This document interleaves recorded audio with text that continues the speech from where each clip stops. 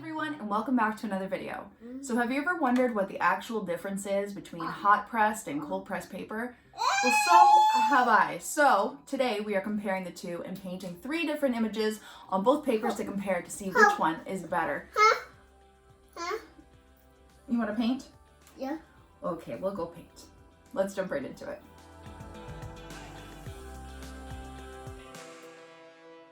Okay, so today we are doing a comparison video between Arch's hot press paper and Arch's cold press paper. Now, they are both the same in weight, both same size, but there is a huge difference between the two papers. I have only ever used cold press watercolor paper. People that I've taken classes from recommend cold pressed, and I don't really know many people, to be honest, that used hot press paper. So I just kind of stayed away from it, but I decided to just buy myself a pad and see what it's actually all about. So I bought this pad and I've cut out some small pieces of paper that we're going to try painting on today. And I just wanted to see what the difference was. So looking at it, you can tell how smooth the hot press paper is. There's like no texture. It almost kind of reminds me of cardstock, which makes me question why it's used for watercolor, because if you've ever painted on cardstock, you know that it just is kind of a disaster.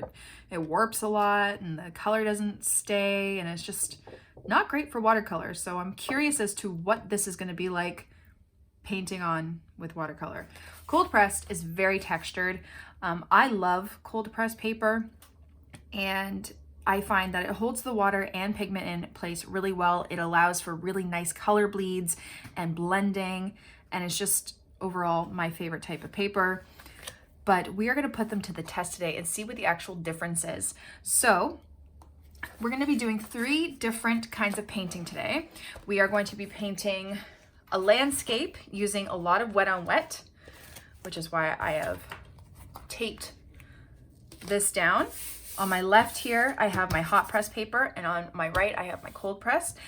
Then we are going to be doing some florals, and then we're going to be doing some people illustrations. So I'm not really sure what people use hot press paper for. So we're going to find out what it should be best used for today. Okay, so I'm going to start off creating a light wash, and I'm going to try and do the exact same thing on both papers to the best of my ability, okay? So I'm just going to do a simple blue sky and green grass. Yeah? All right, let's just give that a try. So I'm going to take my my oval mop brush, which I don't usually use, but for the purpose of this video, I will. It's great for, you know, big washes in the background. So I'm just going to wet up my paper. Like that. Make sure you don't have too much water on there. You don't want it dripping everywhere. Just a nice light sheen to cover the paper. Okay, so now I'm going to take my cobalt blue color and I'm just going to paint the background. Now, it looks odd. Looks like it's starting to pill, like the paper. There's getting these little like paper bumps that are coming up. Like it shouldn't be wet. This paper really confuses me. It's very smooth, glides very smoothly, but it doesn't seem to absorb the color all that much. Maybe I'm just not using enough, I don't know. Yeah, the color doesn't seem to stay in place very well. Okay, wash that off. Let's get some green. I'm gonna get some sap green here. Sorry, I'm out of frame. And I'm just going to see, and they're going to be touching, so I want to see what the color bleed situation is going to be like with this paper.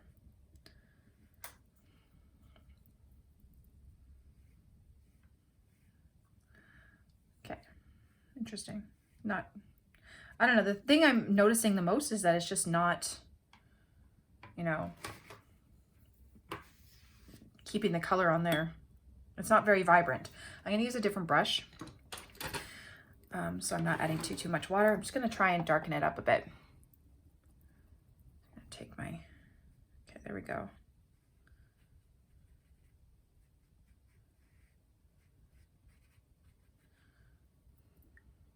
Take my cobalt blue. Okay. I think it just wasn't picking up enough with the brush. But I'm still getting these weird, it's like the paper is coming up. I don't know if you can see that. See the little bumps? It's like little bits of the paper.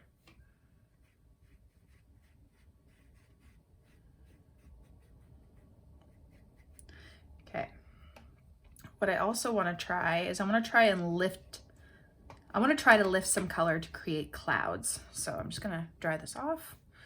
I'm going to take some paper towel and I'm just going to blot it to create some clouds to see how well it lifts off. Okay, it takes the color off pretty well, which is good.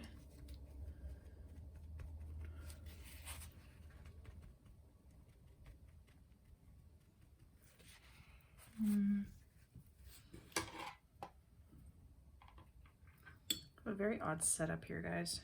So I'm reaching across and I want to fix that one.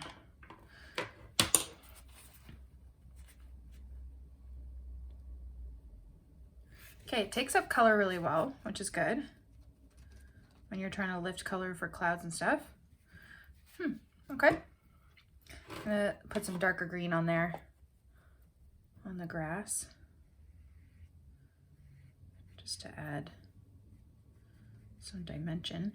But I'm also noticing that it seems like the paint is not really soaking in to the paper like it does on cold press paper. It's kind of sitting on top in pools, like if you were to get really cheap watercolor paper, which is odd to me because, again, this is actually supposed to be really good paper. Okay, now I am going to try the cold press side. So I'm going to take my oval mop brush and I'm just going to wet the whole area. Now usually I lift up my paper just to see and make sure that I got every inch of it, but right now I can't do that. Okay, so my paper is wet. I'm going to start off with this brush, even though I'm going to use the other brush to lay down paper. I want it to be the same. Okay, see, already I feel like the paint is more vibrant on this, or maybe I'm not, I don't know, because I already did a couple layers on that one, but this first layer seems a lot more vibrant than the other one did. Might just be the brush again. Let me just start off the same way that I did for the cold or hot press paper. Yeah, I don't think this brush is as good for picking up paint. Okay, I'm gonna switch to my other brush now. Okay.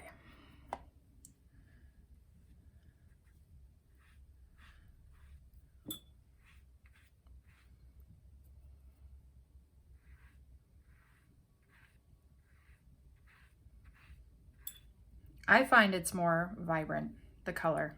You can see that it's really soaking into the paper. And I really like that, so far, the hot press paper is not selling me. Okay, let's add some darker green.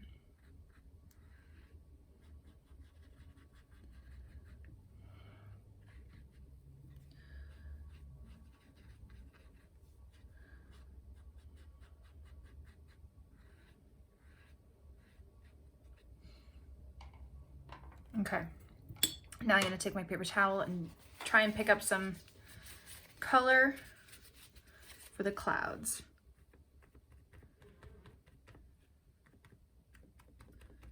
And again, it's picking up well.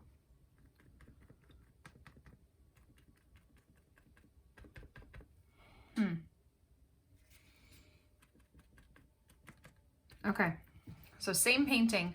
My observation so far is that I'm seeing that this is starting to dry unevenly.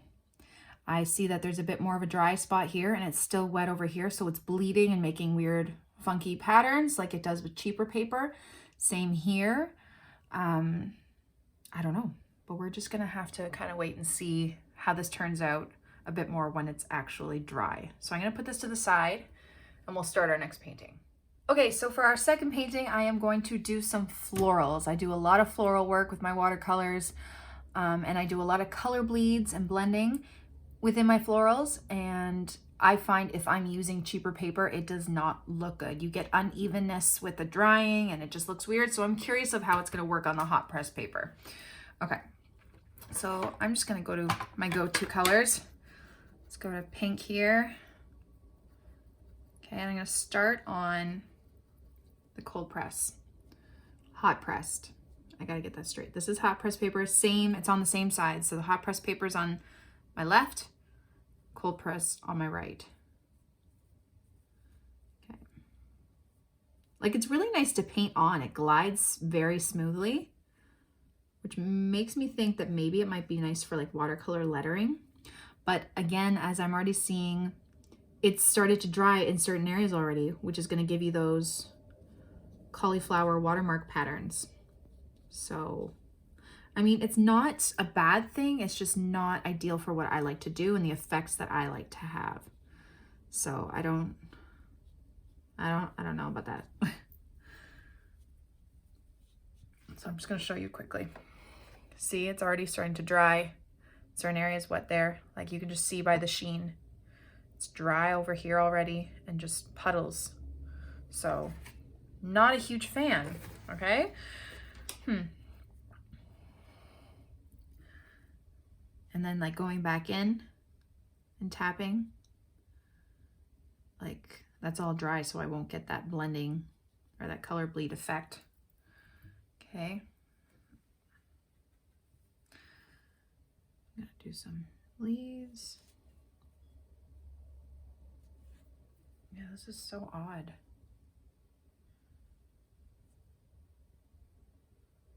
It just like sits on top of the paper. It doesn't soak in. It just reminds me of really cheap watercolor paper, but it's not cheap. So if you use like if you're an artist and you're watching this and you use hot press paper, please let me know what you use it for. So far, I'm kind of stumped. I don't know what it's really good for.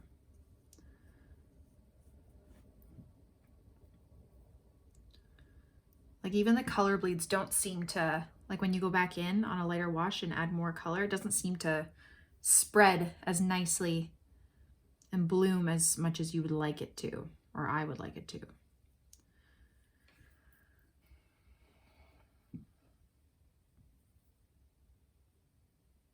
I tried to do a little color bleed right there, but it's just too much of a puddle. All right, I'm gonna stop with that one and I'm gonna work on the cold press. I'm just gonna put this to the side for a second, just so I have some room. Okay, let's go right into our cold press paper.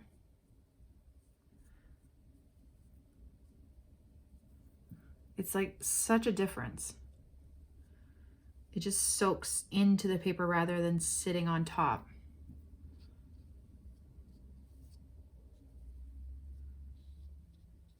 And it's like evenly wet for the most part all around. Okay, I'm gonna drop some more dark color in there.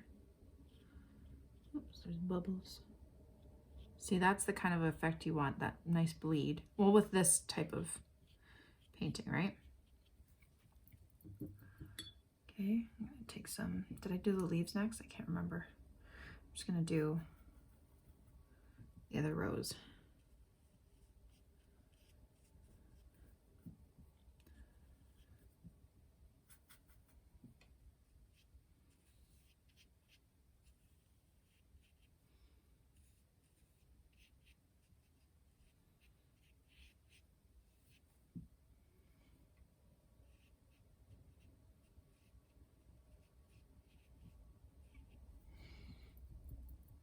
Okay, now I'm gonna go in with my greens.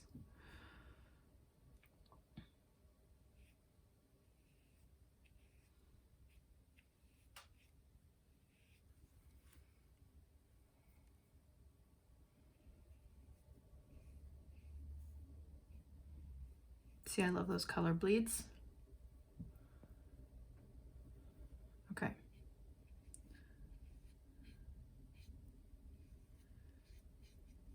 And there. Okay, let's put them side by side now so you can see the difference. And the difference is huge, okay? Like, look at those watermarks from trying to go back in and add that darker color on this one. When these, you get the seamless blend. And even still, this is like almost all still wet. So I don't know, but with this one, it just seems like the color and the water seem to sit on top and it doesn't really soak in. So I mean, like, it doesn't look bad. It's kind of a cool effect. I like it if I was doing more like abstract kind of watercolor florals. I think it looks kind of cool, to be honest. But for what I like to do and the effects that I like to give, it just looks better, in my opinion, on this paper. So that is the difference when doing florals on hot press versus cold press paper. Okay, so the last one we are going to try to do is using ink and then going over top and like creating people and portraits. So I'm going to be using this Tombow mono drawing pen in a size 01, and I'm going to draw myself on both, and then we'll paint it and see how that goes. Okay, so I'm going to start off on the hot press paper, and I have a feeling drawing on this paper is going to be a lot better just because it's a smooth texture. And to be honest, it is a little bit harder to do some ink drawings on cold press paper because of that bumpy texture. So let me just draw first.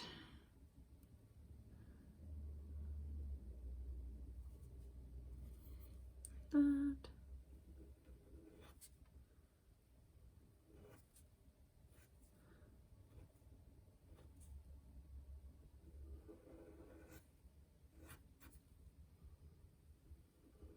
Just drawing a simple drawing of myself. I wish my hair was this luscious. Ears behind there, maybe little earrings. Okay.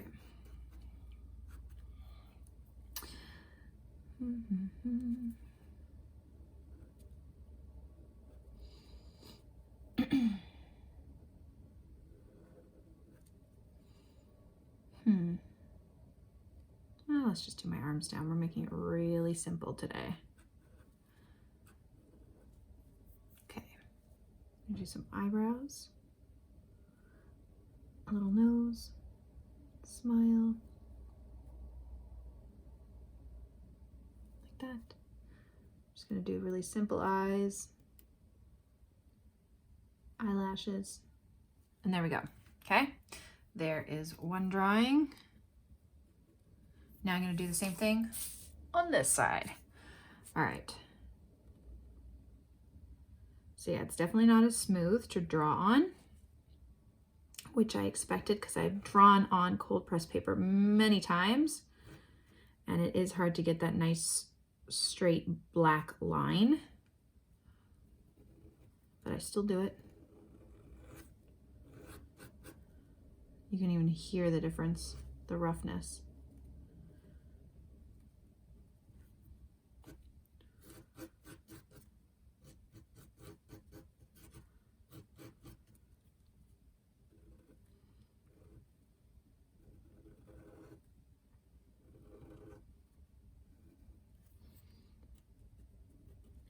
Okay.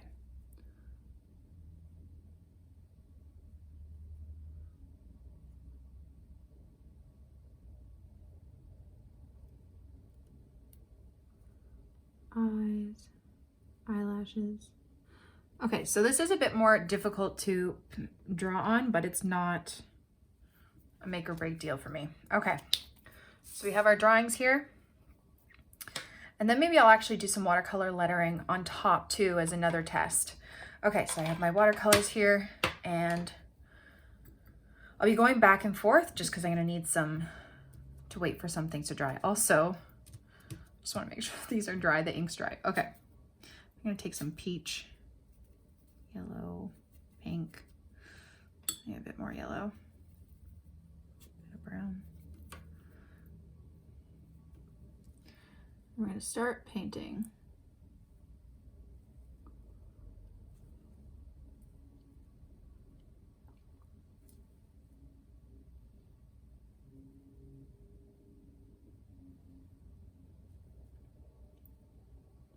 Okay. I'm going to try and darken up under here a bit, around the face.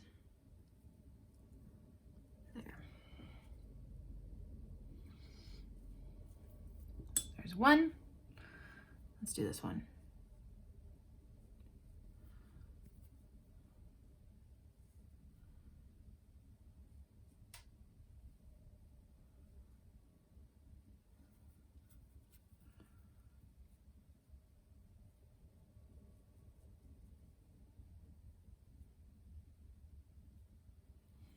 Okay, get a little bit of darkness so we can go under on the neck,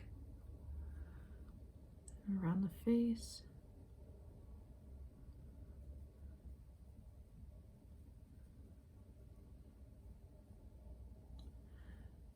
Okay.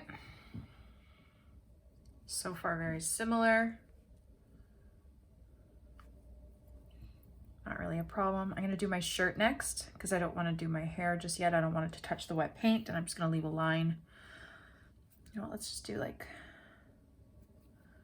some, what's it called? Stripes or something. Okay.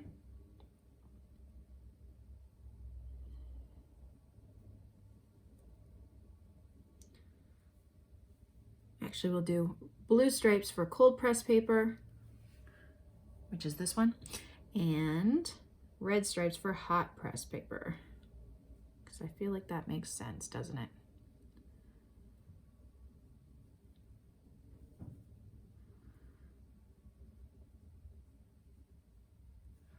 Okay, there's my cold press and my hot press.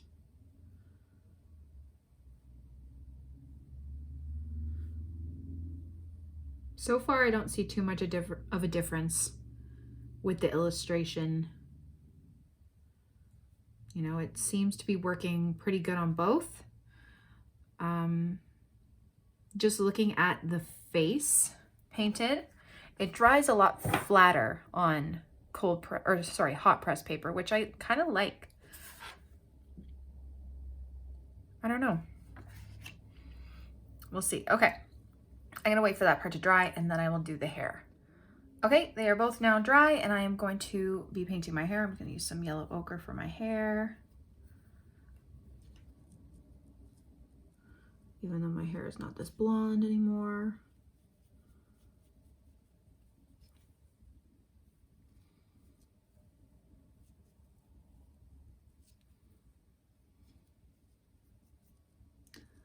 So far I don't really mind this paper for like illustrations. It's kind of nice working on a gliding, smooth surface. Okay, I'm gonna add some brown in there for my hair.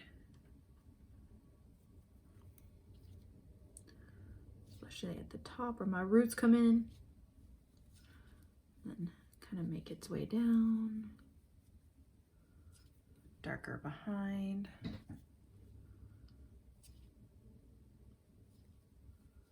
And it's already starting to dry. So that's why I'm getting the sharper hairlines. Okay, that's not actually my hair color, but it's close enough. Okay, this one now.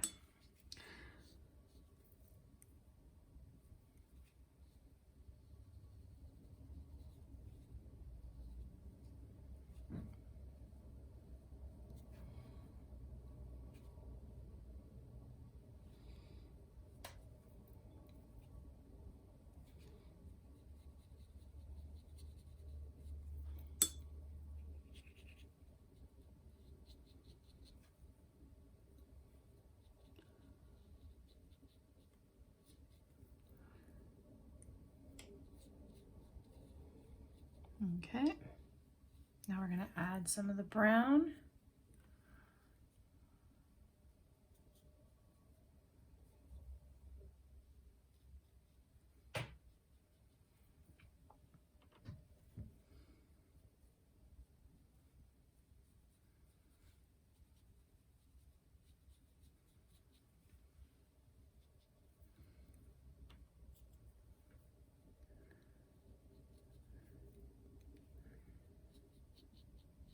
So this one isn't dry, so the color's just bleeding into each other for the hair, and I could go over top once it's dry to create those hair strokes a bit better.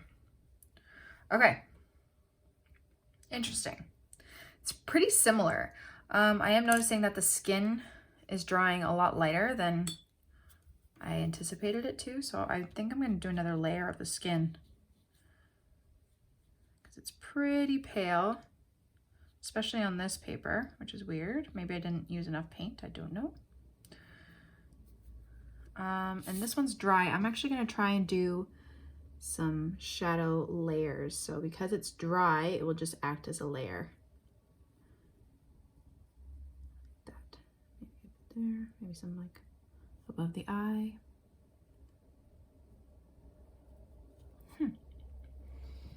I think I might like this paper better for illustrations, to be honest. That's interesting. Okay, and I have to wait for that one to dry to get that layer effect. Okay, again, let's wait for it to dry. Okay, just gonna go back in on the face with a bit more shadow. So it does the same thing with this one.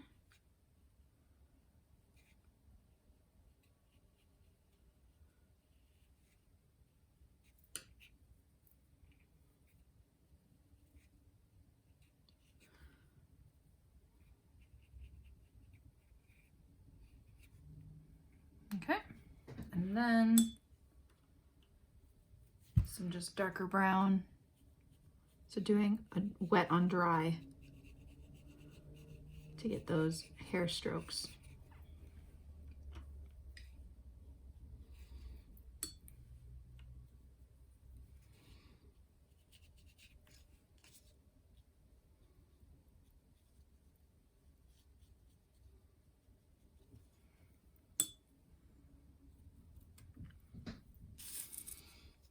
And there's definitely a lot more that you can do with these, a lot more detail. I'm just trying to kind of go fast so I don't bore you completely, but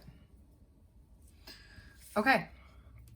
So illustration wise, I think in my own opinion, hot press paper, blue, cold paper out of the water, cold press paper. I just love how flat the paper looks. Like you don't see that textured paper underneath, which I think is really nice for illustrations. So I don't know, I think I really like this for drawing people in illustrations, which will be great so I can do more portraits.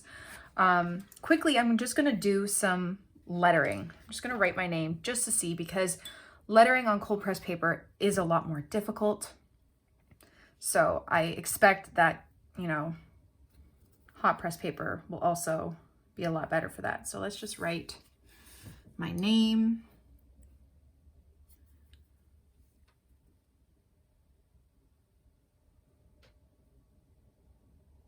It's definitely a lot smoother and easier.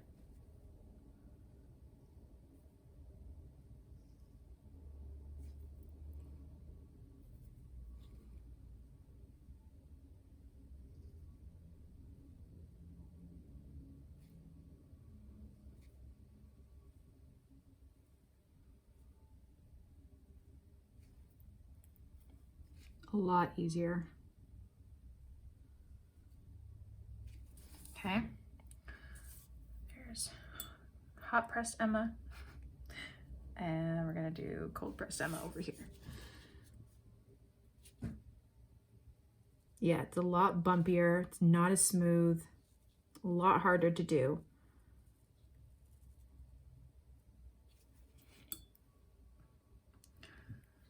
Okay, well, I think we may have found hot press paper's specialty,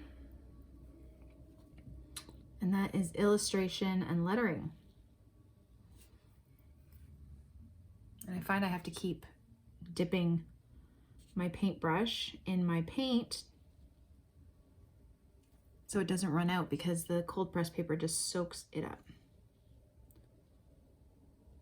Okay. There you go. So looking up close, you can see how much smoother that lettering is. Okay.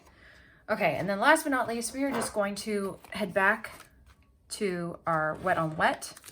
and look at our results for that part. As you can see, you know, you're getting these kind of funky watermarks a bit. It's not as seamless as the cold press. What I'm gonna try and do now is I'm gonna try and do maybe just a bit of wet on dry. So I'm just gonna make sure that this is fully dried. Okay, it's fully dried now. And I'm just going to try and paint a quick little tree over top just to see what it will look like on both. Okay, so I'm gonna start here on the hot press paper.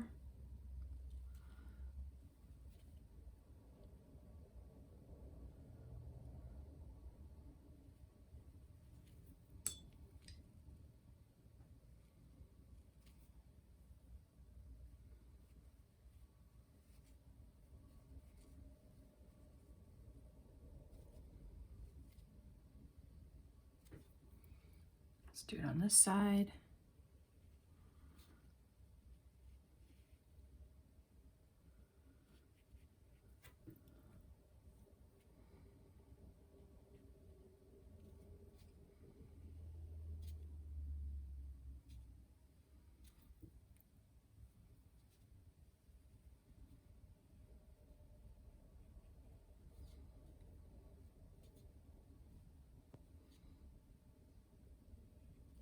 Okay, like that.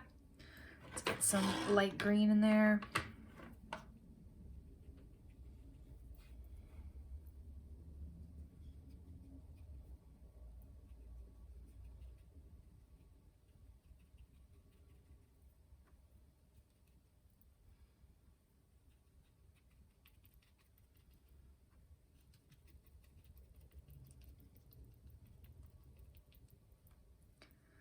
Like that.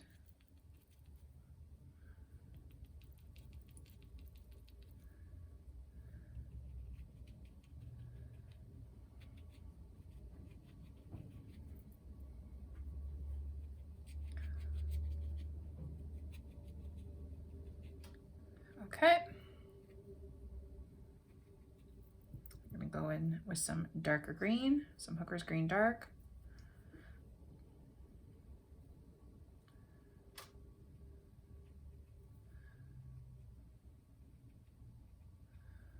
Like that.